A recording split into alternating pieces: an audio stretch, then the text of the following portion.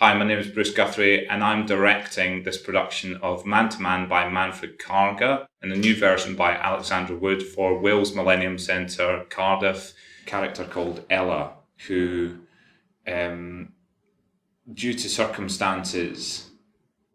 beyond her control, finds herself in a position where she has a choice to make whether she should save a job that her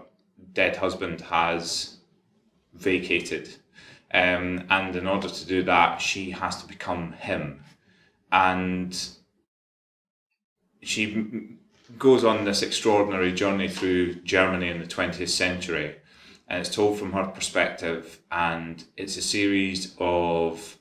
memories and experiences that we as an audience get taken on with her.